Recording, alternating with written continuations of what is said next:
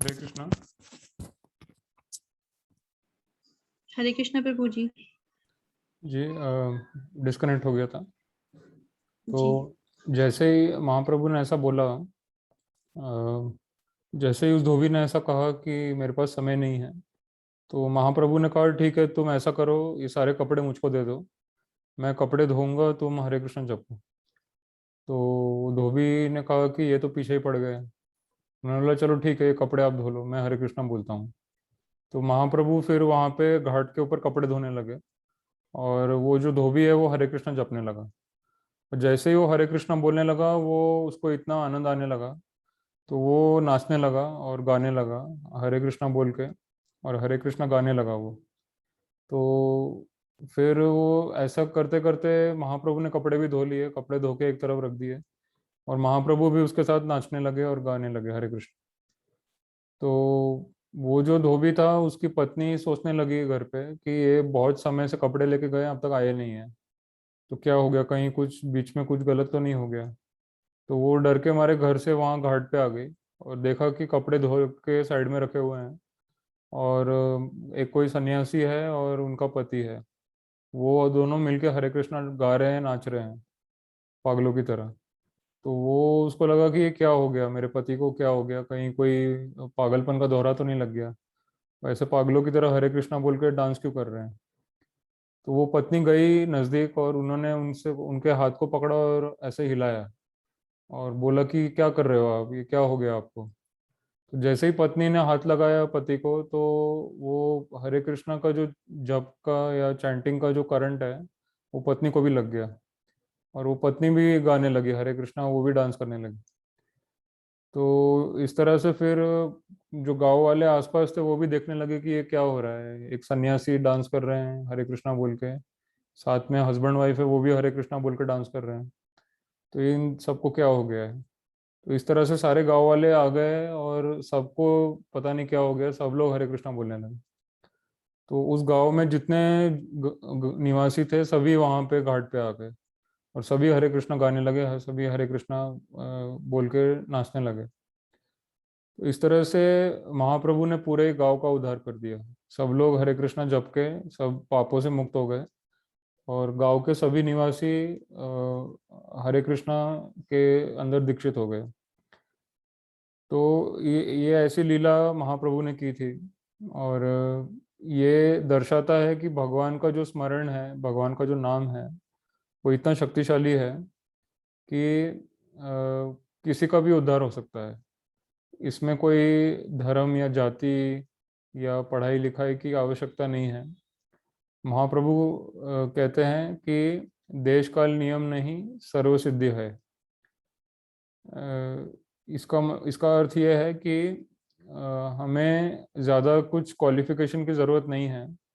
प्रभुपाद जी भी अपने लेक्चर में बोलते हैं कई बार कि हरे कृष्णा चैंटिंग करने के लिए और कृष्णा का भक्त बनने के लिए कोई बहुत पढ़ा लिखा होना या बहुत बड़ा विद्वान बनना, ऐसा कोई ज़रूरी नहीं है। हम केवल सरल भाव से, श्रद्धा से अगर भगवान का नाम लेते हैं और हरे कृष्णा का कीर्तन करते रहते हैं, जप करते रहते हैं, और गुरु के शरण में रहते हैं हमेशा, तो हम भी भक्त बन सकते हैं। इसमें कोई बहुत मुश्किल काम नहीं है। बस इसमें एक ही चीज़ ज़रूरी है कि निरंतर करते रहना है। इसमें रुकावट नहीं आनी चाहिए, किसी भी कारण से हमें रुकना नहीं है। ये जो हरे कृष्णा का जाप है, हरे कृष्णा का कीर्तन है, ये अखंड रूप से चलते रहना चाहिए, तभी इसका पूर्ण लाभ होता है और हमें पूर्ण आत्म साक्षात्कार होता है। अगर कहीं इसमें रुकावट आ जाए या किसी कारण से हम इसको छोड़ देते हैं, तो फिर हमें इसका पूर्ण लाभ प्राप्त नहीं होता। प्रभुपाद जी कहते हैं कि कई बार भक्त कुछ देर तक कीर्तन करता है, जप करता है, और फिर वो छोड़ देता है, और फिर से वो माया में चला जाता है। तो उसका भी नुकसान नहीं होता है, जितना भी उसने सेवा की है, जितनी भी सेवा उसने की है, जितना भी नाम उसने जपा है, उसके प्रभाव से वो फिर से भक्ति मार्ग में आ जाएगा। गीता में भी भगवान बोलते हैं कि पहले के जन्म का जो दिव्य कर्म है, पहले की जीवन में जो दिव्य कर्म किए हैं, उसके फलस्वरूप जीवात्मा को फिर से मौका मिलता है। भक्ति करने का और इस माया जाल से बाहर निकलने का। तो ऐसा मौका बहुत मुश्किल से मिलता है, बट फिर से मिलता है। अगर हमने थोड़ी भी भक्ति की है, थोड़ा भी हमने सेवा की है भगवान की और गुरु की बातों को फॉलो किया है, तो उसमें फिर कोई डर नहीं है। अगर हम गलती से गिर भी जाते हैं तो फिर से हमें उठ के वापस चलने का मौका मिलता है। तो ये बहुत इम्पोर्टेंट है, निरंतर जप करते रहना। यहाँ पे जो शब्द है निरंतर जप करते रहने से जीवन के अंत में वह भगवत धाम को जाता है। तो इसमें निरंतर शब्द बहुत इम्पोर्टेंट है। निरंतर का अर्थ है कि इसमें कोई रुकावट नहीं आनी चाहिए, अखंड रूप से भगवान का चिंतन चलते रहना चाहिए। तो जैसे श्रीला प्रभुपाद ने शिक्षा दी है, वैसी ही शिक्षा तुकाराम गोस्वामी ने दी है। तुकाराम महाराज महाराष्ट्र के एक बहुत बड़े संत हैं जिनको वैकुंठ की प्राप्ति हुई है। तो तुकाराम महाराज भी कहते हैं, गीता भागवत करिति श्रवण अखंड चिंतन विठोबांच। तो गीता और भागवत का श्रवण नित्य रूप से करते रहना चाहिए। इसीलिए हम लोग ये डेली क्लास चलाते हैं, डेली गीता कोर्स चलाते हैं, ताकि अखंड रूप से नित्य रूप से भगवत गीता का पाठ होता रहे। और जो हमारे आचार्यों ने आदेश दिया है, गीता भागवत करिति श्रवण अखंड चिंतन विठोबांचे, तो तुकाराम महाराज के भी जो गुरु हैं वो चैतन्य महाप्रभु हैं। और श्रीला प्रभुपाद जी भी चैतन्य महाप्रभु के आदेश पे प्रचार करने आए थे इस संसार में। और इस संसार में आके उन्होंने महाप्रभु की परंपरा में ही दीक्षा ली। तो प्रभुपाद जी भी महाप्रभु के द्वारा भेजे गए हैं और तुकाराम गोस्वामी जी भी महाप्रभु के शिष्य हैं। तो उन दोनों की शिक्षाएं एक जैसी ही है।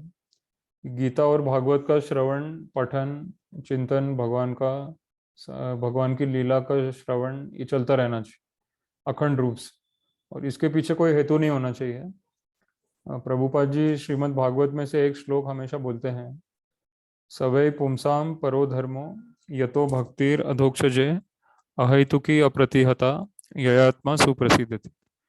तो ये जो गीता और भागवत का जो श्रवण कीर्तन पाठ है, इसमें हमारा कोई उद्देश्य नहीं होना चाहिए कि इसलिए इसके बदले में मुझे कोई लाभ चाहिए या कुछ मुझे प्रॉफिट चाहिए इसके बदले में। ऐसा हमारे मन में नहीं होना चाहिए। अगर ऐसी भावना मन में आती है तो फिर वो हमारी भक्ति धीरे धीरे कम हो जाती है और भक्ति में हम आगे नहीं बढ़ पाते। उसमें हमें रुचि नहीं आती है, इंटरेस्ट नहीं आता है, क्योंकि हमारा एक्चुअल इंटरेस्ट संसार की तरफ होता है।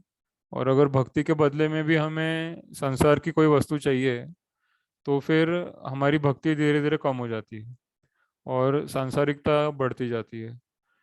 तो इसीलिए संसार की कोई भी वस्तु भगवान से मांगना एक तरह से नुकसान है, क्योंकि उससे भक्ति कम हो जाती है। और आध्यात्मिक दृष्टि से देखा जाए तो वो हमारा सबसे बड़ा नुकसान है। अगर भगवान की भक्ति में रुचि नहीं बढ़ पाती और भगवान की भक्ति हम नहीं कर पाते अच्छे से, तो वो हमारा सबसे बड़ा नुकसान है। इसीलिए हमें खुद का नुकसान नहीं करना है। हमें भगवान से कोई भी चीज़ नहीं मांगनी चाहिए। हमें बस एक चीज़ मांगनी चाहिए कि आपका नाम स्मरण, आपका श्रवण, आपकी लीला का और आपकी सेवा, ये नित्य रूप से चलती रहे, इसमें कोई रुकावट ना आ जाए।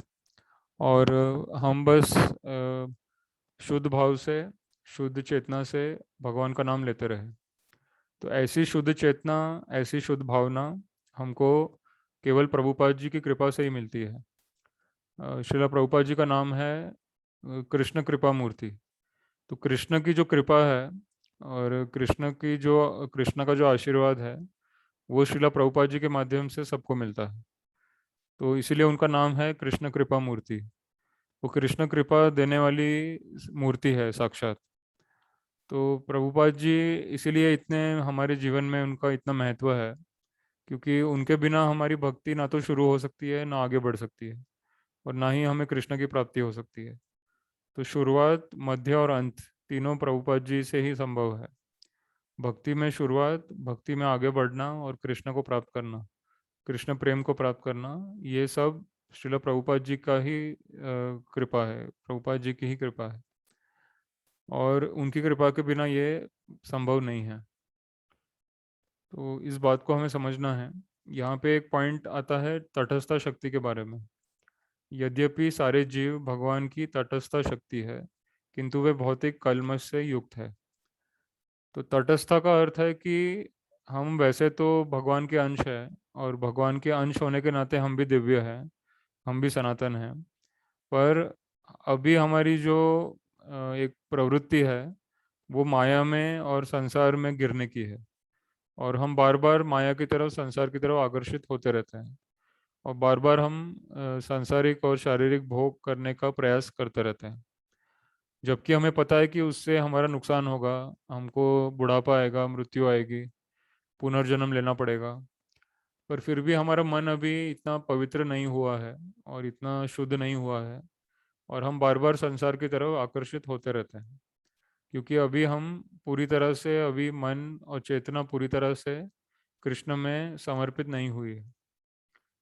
तो यही उद्देश्य है कि एक दिन हमें 100%, अपना 100% हमें अपना मन, शरीर, बुद्धि सब कुछ भगवान की सेवा में युक्त करना है। और जब तक ऐसा नहीं होगा तब तक कहीं ना कहीं हम थोड़ा भटकेंगे, मन भटकेगा, संसार की तरफ जाएगा, और फिर उसको खींच के लाना काफ़ी मुश्किल हो जाता है। इसीलिए हमेशा गुरु के आश्रय में रहना चाहिए। गुरु के आश्रय में रहने से हमें प्रेरणा मिलती है, मोटिवेशन मिलता है कि हम भक्ति करते रहें और भगवान का नाम लेते रहें। और गुरु हमें इसके लिए मार्गदर्शन भी देते हैं, और हमें बहुत सारी शक्ति भी देते हैं, ताकि हम स्मरण कर पाएँ और भगवान को प्राप्त कर पाएँ। तो इसलिए गुरु का आश्रय बहुत ज़्यादा ज़रूरी है, हमें उसके लिए प्रयास करते रहना चाहिए। यहाँ पे कोई क्वेश्चंस या डाउट्स है तो पूछ सकते हैं।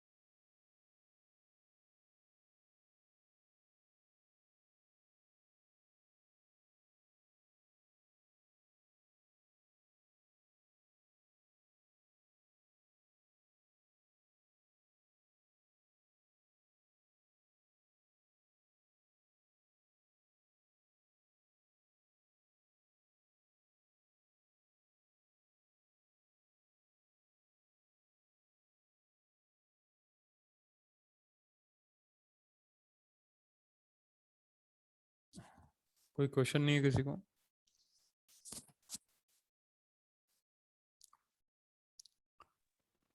नहीं अगला प्रभु जी। हम जी। अगला श्लोक पढ़ेंगे।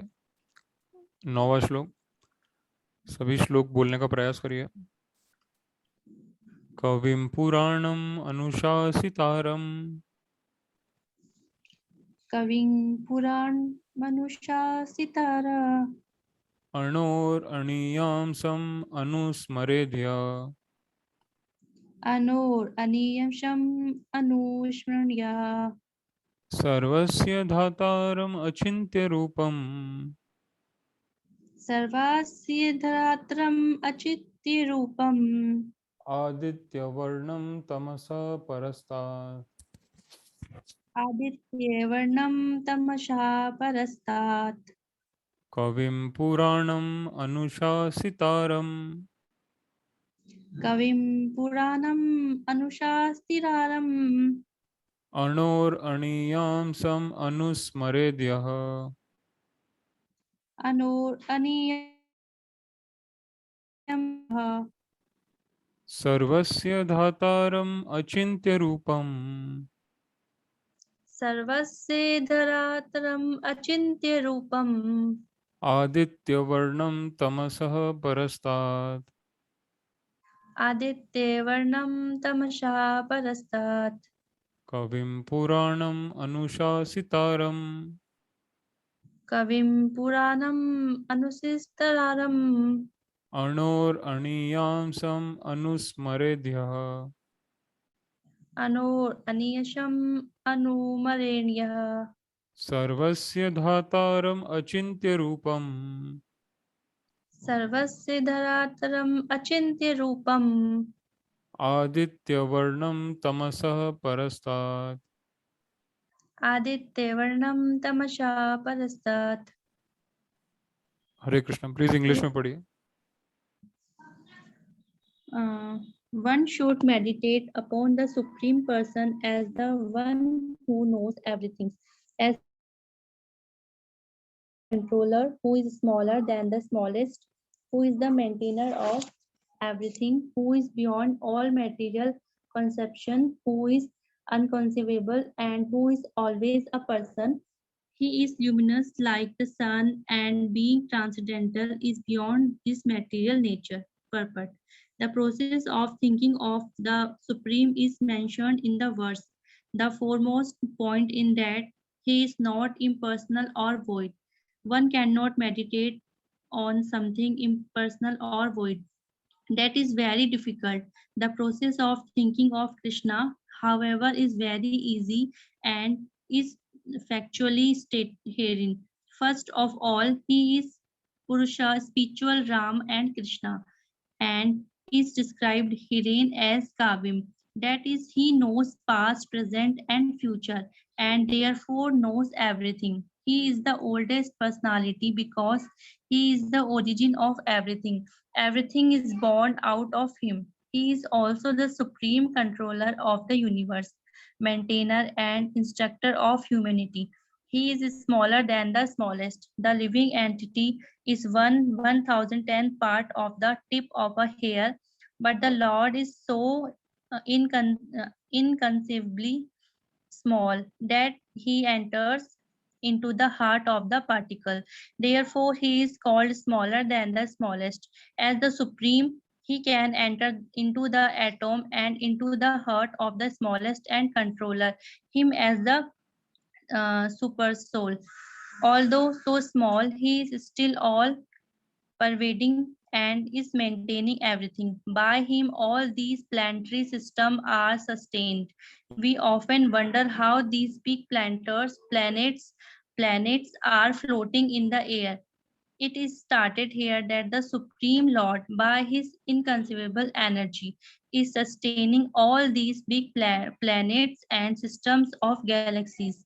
The word Achintya is very significant in the connection. God's energy is beyond our conception, beyond our thinking jurisdiction, and is therefore called inconceivable, Achintya. Who can argue with point? He pervades this material world and yet is beyond it.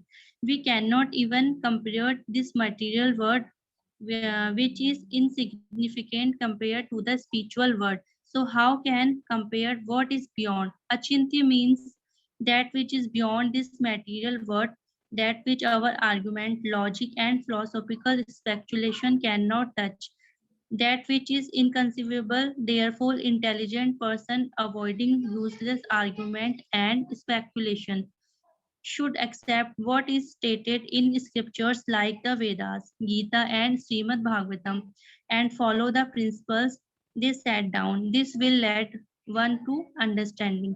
Hare Krishna, Krishna Krishna, Hare Hare, Hare Ram, Ram Ram, Hare Hare. Jai Srila Prabhupada. Hare Krishna Prabhu ji. हरे कृष्ण। जय Srila Prabhupada. Please Hindi में पढ़िए।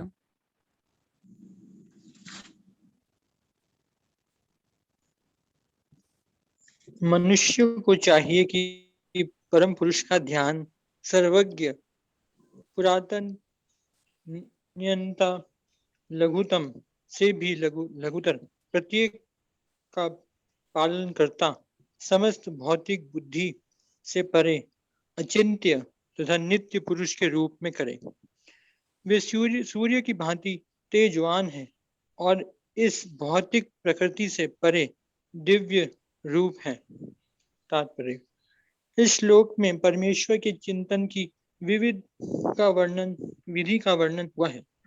सबसे प्रमुख बात यह है कि वे निराकार या शून्य नहीं है, क्योंकि निराकार या शून्य का चिंतन कैसे करा सकता है?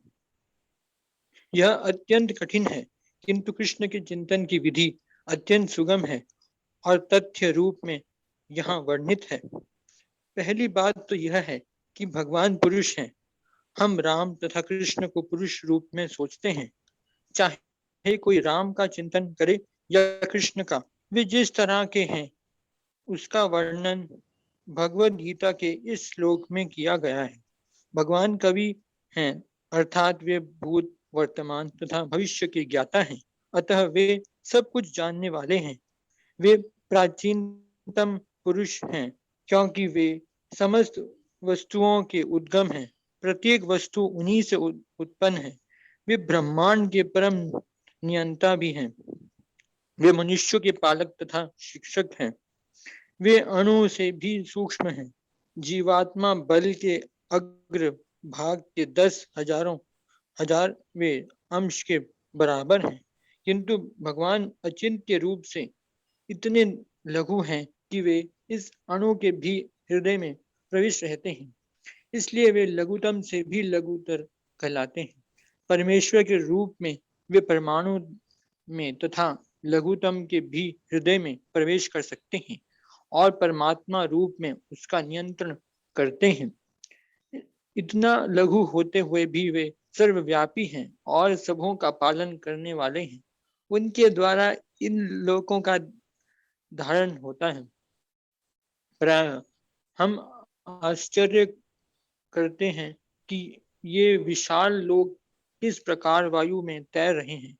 यहाँ यह बताया गया है कि परमेश्वर अपनी अचिंत्य शक्ति द्वारा इन समस्त विशाल लोकों तथा आकांक्ष गंगाओं को धारण किए हुए हैं। इस प्रसंग में चिंत्य शब्द अत्यंत सार्थक है। ईश्वर की शक्ति हमारी कल्पना या विचार शक्ति के परे है, इसलिए अचिंत्य कहलाती है। इस बात का खंडन कौन कर सकता है? वे इस भौतिक जगत में व्याप्त हैं, फिर भी इससे परे हैं। हम इसी भौतिक जगत को ठीक ठीक नहीं समझ पाते, जो आध्यात्मिक जगत की तुलना में नगण्य है। तो फिर हम कैसे जान सकते हैं कि इसके परे क्या है? अचिंत्य का अर्थ है इस भौतिक जगत से परे, जिसे हमारा तर्क, नीति शास्त्र तथा दार्शनिक चिंतन छू नहीं पाता और जो अकल्पनीय है। अतः बुद्धिमान मनुष्य को चाहिए कि व्यर्थ के तर्कों तथा चिंतन से दूर रहकर वेदों, भगवत गीता तथा भागवत जैसे शास्त्रों में जो कुछ कहा गया है उसे स्वीकार कर ले और उनके द्वारा सुनिश्चित किए गए नियमों का पालन करे। इससे ज्ञान प्राप्त हो सकेगा। हरे कृष्ण कृष्ण कृष्ण हरे हरे, हरे राम राम राम हरे हरे। जय शिला प्रभुपाद। हरे कृष्णा। जय श्री प्रभुपाद। तो आज हम यहीं पे रुकेंगे, आज का समय पूरा हो गया है और हम लोग कल इसी श्लोक पे कंटिन्यू करेंगे हमारा डिस्कशन और क्वेश्चन आंसर। ग्रंथराज श्रीमद् भगवद गीता यथारूप की जय। जगत गुरु श्रील प्रभुपाद की जय। हरे कृष्णा कृष्ण कृष्ण हरे हरे, हरे राम राम राम हरे। हरे कृष्णा प्रभु जी। हरे कृष्ण।